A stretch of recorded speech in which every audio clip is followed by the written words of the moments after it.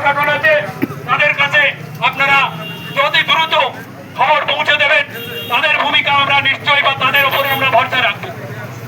এই সঙ্গে জানাই যে আমরা একটি ছোট্ট এলাকা, পঞ্চায়েত এলাকায় বসবাস করি।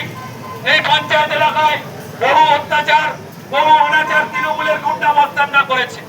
ইদানিং কালে আমরা বিভিন্ন সোশ্যাল মিডিয়ার মাধ্যমে দেখতে পাচ্ছি এলাকার বিজেপির যারা বিভিন্ন কর্মীরা আছে তারাও এলাকায় বিভিন্ন তোলাবাজি শুরু করেছেন, আমরা সোশ্যাল মিডিয়ায় দেখতে পাচ্ছি এবং সেটা বিভিন্ন লোকের ঘরে ঘুরে বেড়াচ্ছে। সুতরাং তোমার যেতে না যেতেই যদি এই এলাকায় তোলাবাজির ঘটনা সামনে আসে তাহলে আগামী 5 বছরে কি ঘটনা ঘটবে আমাদের জানা নেই। সুতরাং এই এলাকার সাধারণ মানুষ আপনাদেরকে সেখানেই কোনো দুষ্কৃতকারীদের আক্রমণ ঘটবে না, কারণ সাধারণ মানুষের উপরে আপনারা প্রতিবাদে মুখর হবেন এবং সারা পশ্চিমবঙ্গ জুড়ে ডিওয়াইএফআই এর কর্মীরা এবং লাল ঝান্ডার কর্মীরা আপনাদের পাশে আছে। এই কথা বলে সকলকে ধন্যবাদ জানিয়ে শেষ করছি।